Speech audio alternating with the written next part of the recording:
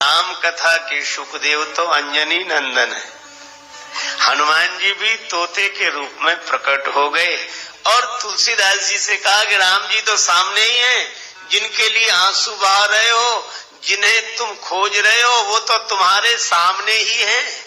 यही गुरुओं का उपदेश रहा है। तभी तो सदगुरुदेव नानक जी कहते हैं, काहे रे बन ढूंढन जाई, सर्व अलेपा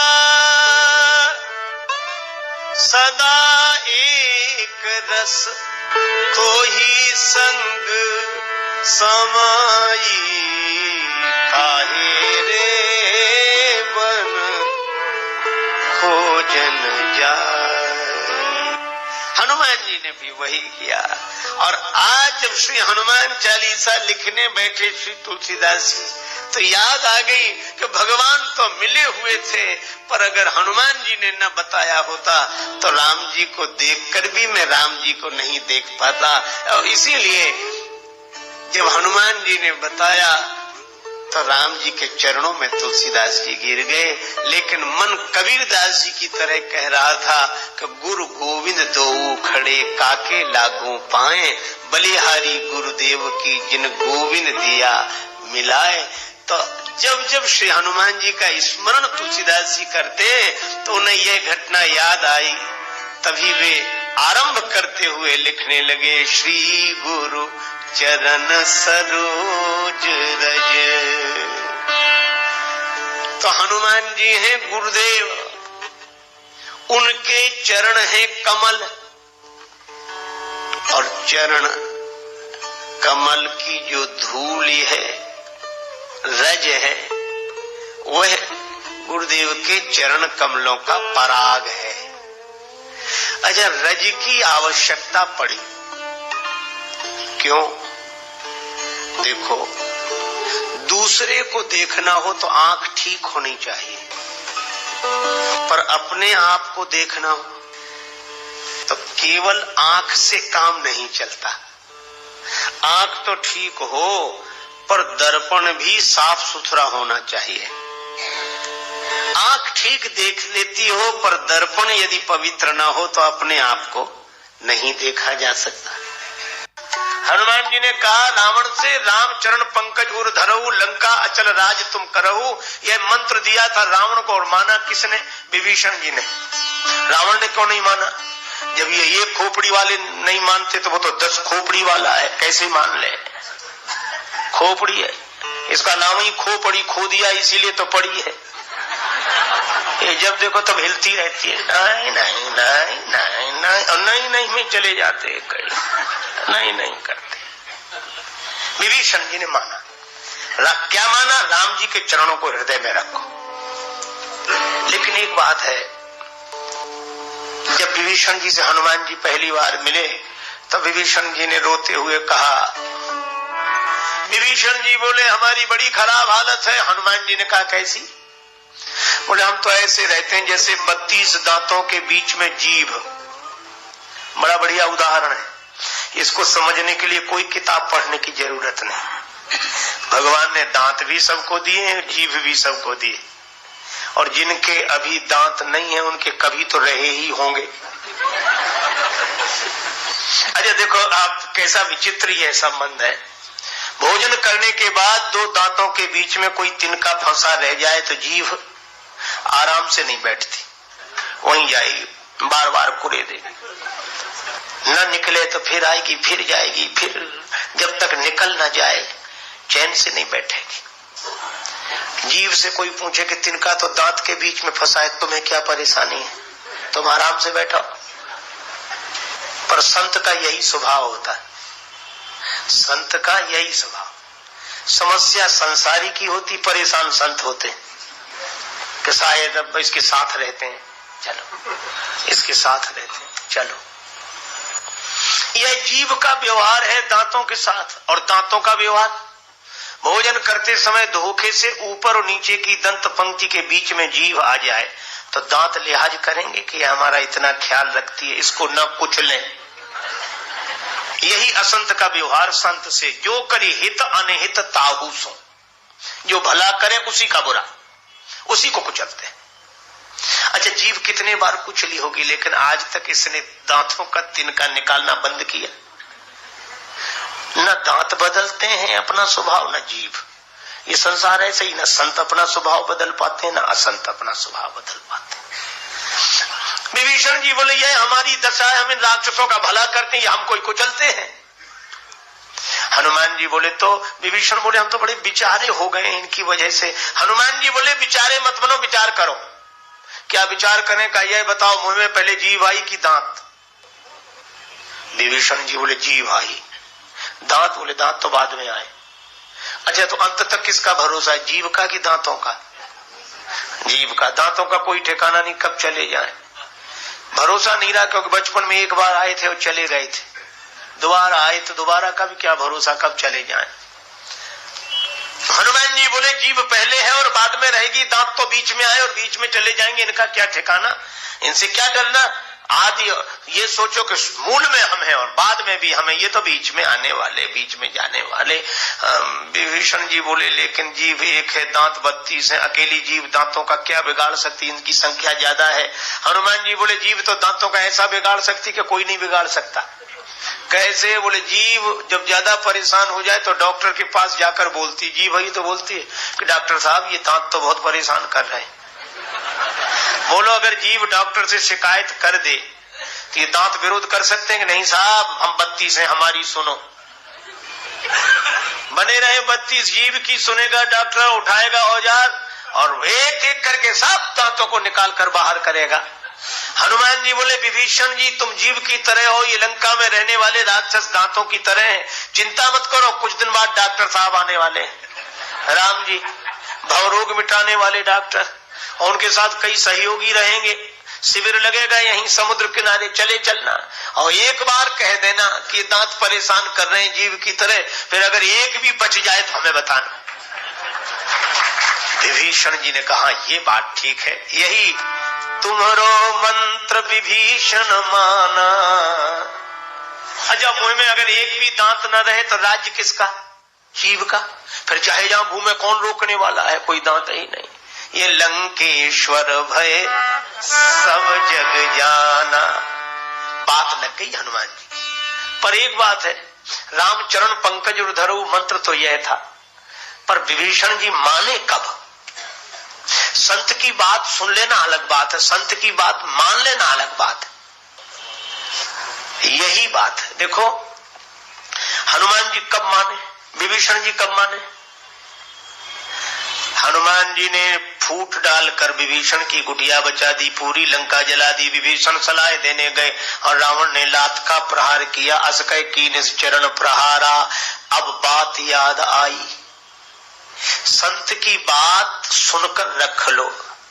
और मानते कब है लोग? जब अपनों की लात लगती है तो संत की बात याद आती है कि वे ठीक कह रहे थे।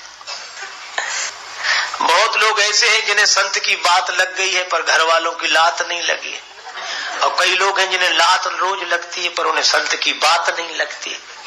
मंत्र विभीषण माना। विभीषण जी राम जी के चरणों का चिंतन कर रहे हैं। अच्छा देखो एक बात है, ये मंत्र हनुमान जी ने दिया रावण को और सुन लिया, विभीषण जी ने मान लिया। हम लोगों को कामकाज से फुर्सत नहीं, हनुमान जी को राम काज से फुर्सत नहीं, राम काज। अच्छा राम काज कैसे करते हैं हनुमान जी? देखो समुद्र किनारे सभी बंदर इकट्ठे हुए, समस्या थी कि 100 योजन समुद्र का जो उल्लंघन करे वही सीता जी तक पहुंच सकता है, क्योंकि संपाति ने बता दिया है अशोक वाटिका में सीता माता अशोक वृक्ष के नीचे बैठी हैं। अब 100 योजन समुद्र पार करे कौन? और गोस्वामी जी कहते हैं अपने अपने बल का सबने वर्णन किया, निज निज बल सब काहू भाखा, पर समुद्र पार जाने में संशय रहा मन में। क्यों? यह संसार ही समुद्र है, इसीलिए इसको भावसागर बोलते हैं। बंदरों ने अपने अपने बल का वर्णन किया पर पार जाने में संदेह, इसलिए क्योंकि अपने बल पर कोई भी भवसागर से पार नहीं जा सकता। सभी ने अपने अपने बल का वर्णन किया। उदाहरण ऐसे समझ लो कि जैसे बंदर जा सकते थे 1 योजन, पर बंदरों ने सोचा ज्यादा से ज्यादा बताओ, कोई प्रतियोगिता तो हो नहीं रही है, बस समुद्र पार न हो इतना कम बताओ। एक बंदर बोला हम 10 योजन जा सकते हैं। दूसरे बंदर ने सोचा ये जा सकते तो हम भी जा सकते हैं। पर इन सब में बूढ़े हैं जामवंत जी, बूढ़े बड़े चतुर होते हैं, जिंदगी भर का अनुभव होता है। जामवंत जी बोले जब बताना ही है तो 10 योजन काहे को बताते, 90 योजन बताओ, बस 10 योजन कम कर दो, उसमें क्या है। जामवंत जी बोले मैं 90 योजन जा सकता हूं। अब तब तक एक वीर को जोश आ गया। अंगद जी बोले मैं पार चला जाऊंगा। अंगद कहा ही जाऊं मैं पारा, मैं पार चला जाऊं। सभी ने कहा जय हो राम जी की जय हो, जय हो, काम बन गया। अंगद जी पार जा रहे हैं। अंगद जी बोले पूरी बात तो सुनो। क्या? बोले पार तो चला जाऊंगा पर लौटकर आने में संशय, पता नहीं लौटे कि न लौटे। ऐसे को भेजने से क्या फायदा, ऐसे को भेजने से ही क्या फायदा। वे कहते हैं कि पता नहीं लौटे कि न लौटे। देखो कुछ बंदर हैं जिनको जाने में संशय है, पार जाई कर संशय रखा, और अंगद जी ऐसे हैं जिन्हें आने में संशय है। कहा कि हम जा सकते हैं, हम जानने में संशय हमें। अंगद जी बोले हमें लौटकर आने में संशय।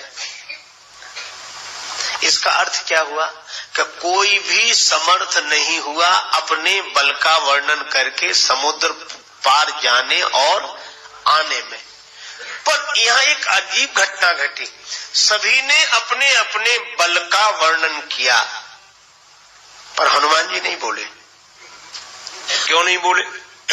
हनुमान जी से किसी ने कहा कि आप क्यों नहीं बोलते? हनुमान जी बोले जिसके पास अपना बल हो सो बोले, हमारे पास हमारा बल है ही नहीं। तो जामवंत जी ने सोचा कि इनको इनका बल याद दिलाएं। मैं आपको एक निवेदन कर रहा हूं आपसे कि हनुमान जी का बल याद दिलाओ, तभी वे कृपा करते हैं। ऐसी लोक मान्यता है, ऐसी हमारी धारणा है, क्योंकि हनुमान जी अपना बल भूले रहते हैं। लेकिन हनुमान जी को बल याद दिलाओ कैसे? एक सज्जन बोले हम बहुत प्रार्थना करते, हनुमान जी सुनते ही नहीं है। मैं आपको ढंग बता रहा हूं हनुमान जी को बल याद दिलाने का। आप कितने कहो हनुमान जी आपकी तरह कोई बलवान नहीं है, और हनुमान जी आप तो सर्वसमर्थ है, हनुमान जी आप जैसा कोई महान नहीं है, कोई बलवान नहीं, कभी नहीं जागेंगे हनुमान जी, कितनी भी तारीफ कर लेना। ये उनको बल याद दिलाने का ढंग नहीं है। जामवंत जी इसमें असफल हो गए, वो कर चुके हैं ये प्रयोग जो हम कर रहे हैं। बोलो हम लोग ऐसे ही तो कहते हैं, हे हनुमान जी आपकी तरह कोई बलवान नहीं, हे हनुमान जी आप तो महान है, हनुमान जी आप तो परम शक्तिशाली। हनुमान जी सुनते ही नहीं, उन्हें कोई फर्क नहीं पड़ता इससे। जामवंत जी ने यही कहा। गोस्वामी जी महाराज लिखते हैं, कहाई रीछपति सुनु हनुमाना, काचो साधिला बलवाना, काचो साधिला बलवाना।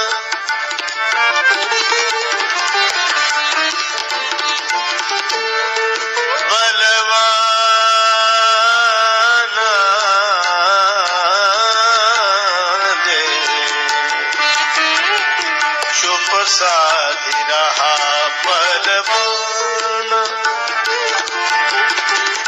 का चुप साधि रहा बलवाना,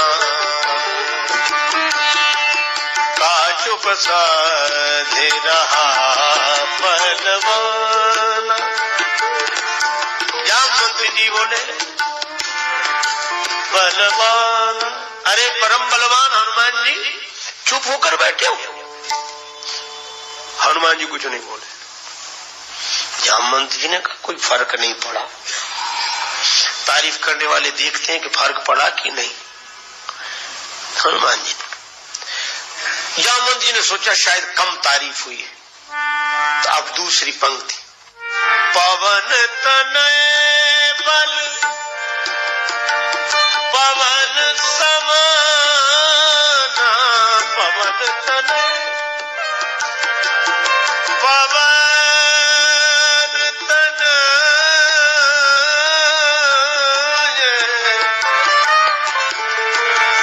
पवन तनय बल पवन समाना, बुद्धि विवेक विज्ञान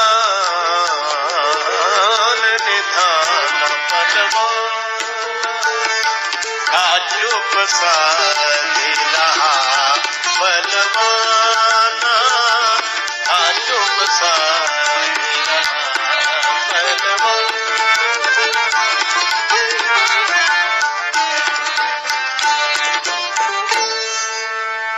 जामवंत जी बोले हनुमान जी तुम बलवान होकर चुपचाप बैठे हो। हनुमान जी में जब कोई अंतर नहीं आया तो जामवंत जी बोले अरे क्यों ना हो, पवन के पुत्र हो, अब पवन जैसे ही बलवान हो। तुम बुद्धि के, विवेक के, विज्ञान के भंडार हो। पवन तनय बल पवन समाना, बुद्धि विवेक विज्ञान निधाना। इतनी तारीफ की। प्रशंसा करने वाले यही तो कहते हैं अरे आप तो बहुत महान है, वो इतने से, अरे आपकी परंपरा में भी ऐसे ऐसे लोग हुए। पर हनुमान जी में कोई फर्क नहीं पड़ा। जामवंत जी ने सोचा अब क्या करना चाहिए। तब जामवंत जी ने तीसरी बात कही,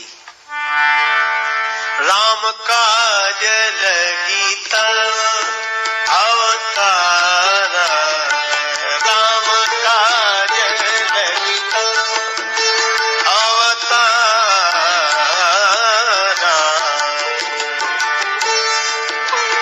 तब अवतारा राम काज लगी तब।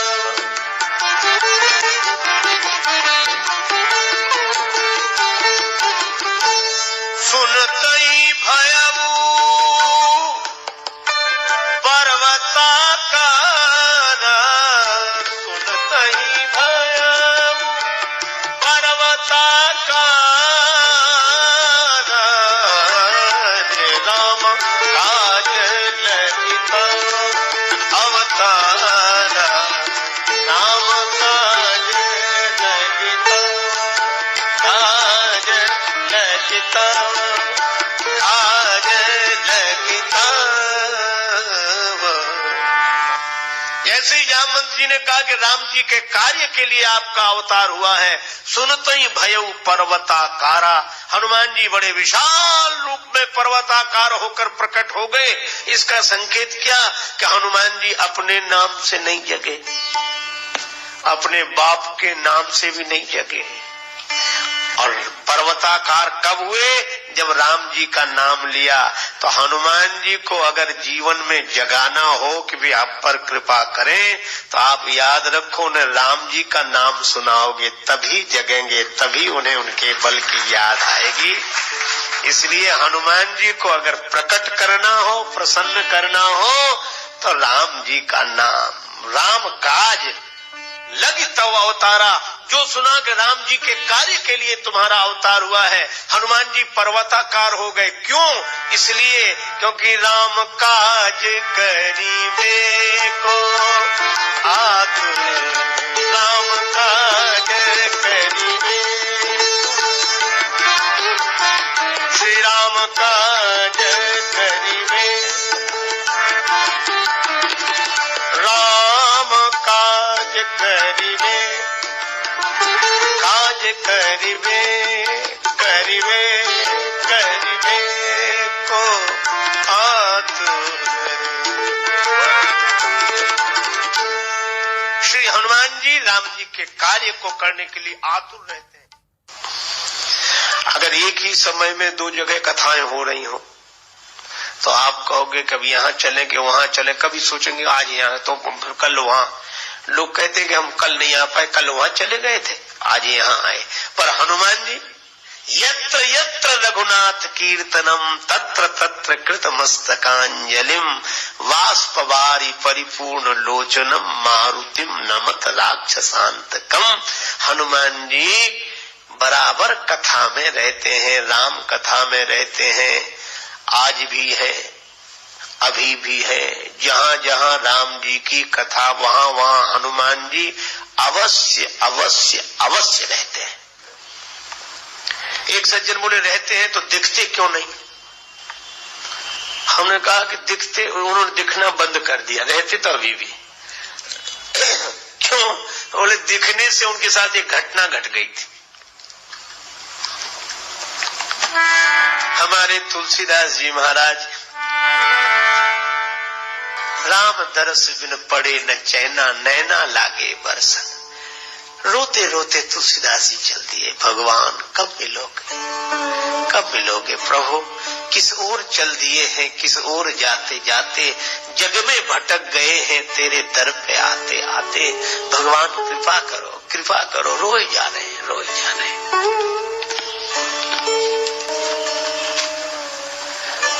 एक दिन इसी भावावेश में निकले, कमंडल में थोड़ा सा जल था, तुम्बे का पात्र कमंडल, वही गए एक वृक्ष में डाल दिया शेष जल।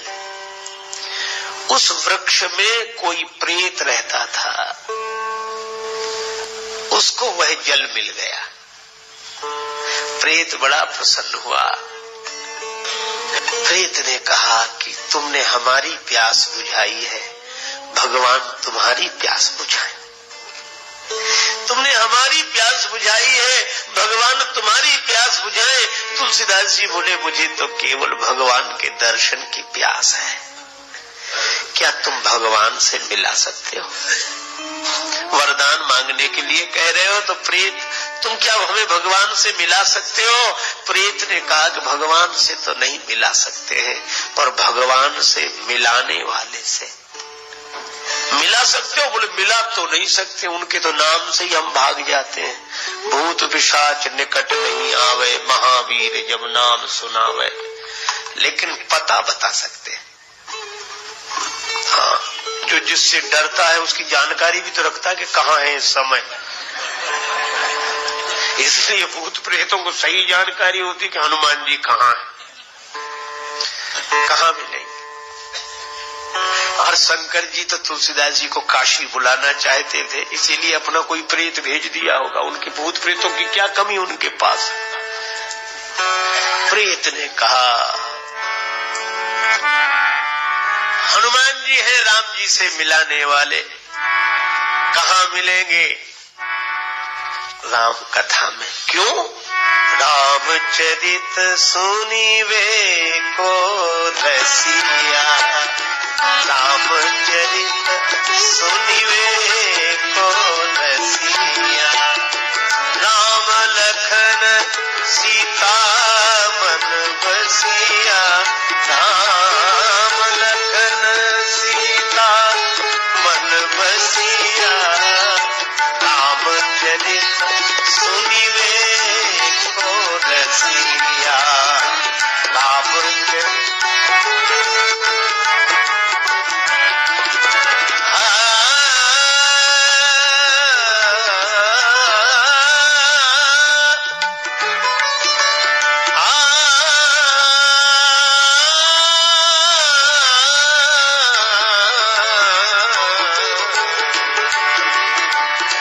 रामचरित सुनिवे को रसिया, राम लखन सीता मन बसिया। हनुमान जी कहाँ मिलेंगे? प्रभु चरित्र सुनिवे को रसिया, रामचरित सुनने के रसिक कथा में मिलेंगे। लेकिन एक बात है, तुलसीदास जी ने पूछा कि हम कैसे जानेंगे? अनेक श्रोता है, हनुमान जी अपने असली रूप में तो आते नहीं होंगे। किसी न किसी वेश में छिपकर आते होंगे, तो हम कैसे पहचानेंगे कि यही हनुमान जी?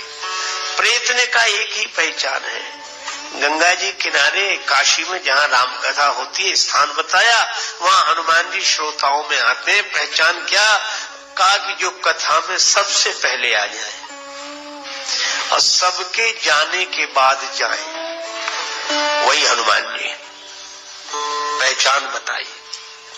तुलसीदास जी काशी में आ गए।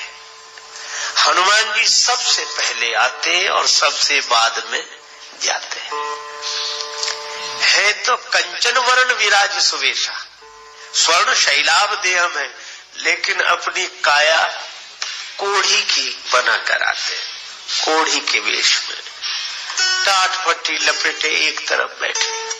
जब तक कथा होती हाथ जोड़े रहते, सिर झुकाए रहते और आंसू बरसते रहते।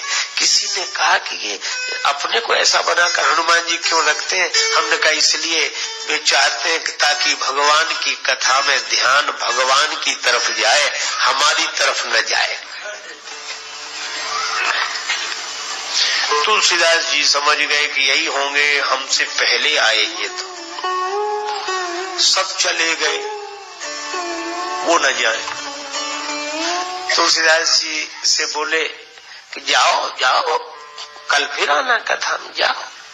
हनुमान जी बोले ऐसे बोले कि जाओ।